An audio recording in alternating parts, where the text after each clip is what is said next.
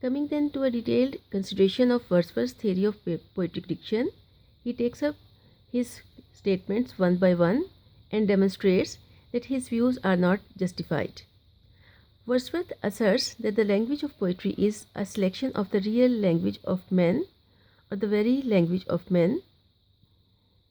Coleridge retorts that every man's language varies according to the extent of his knowledge, the activity of his faculties, and the depth or quickness of his feelings.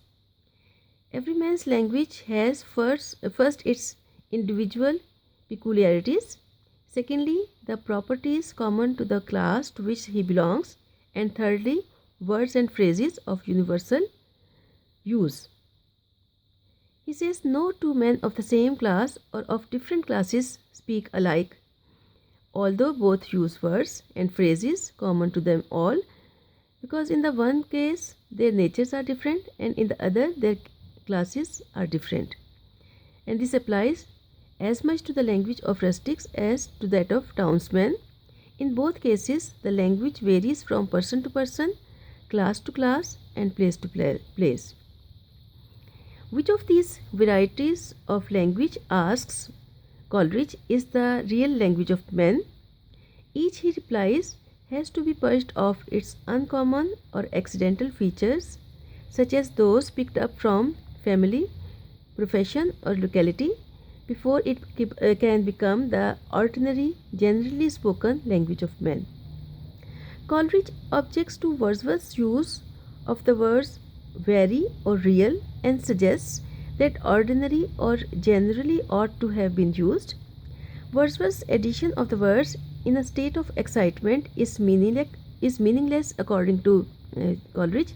He says for emotional excitement may result in a more concentrated expression, but it cannot create a noble and richer vocabulary. Then to Wordsworth's contention that there is no essential difference between the language of poetry and that of prose, Coleridge replies that there is and there ought to be an essential difference between the language of prose and that of poetry.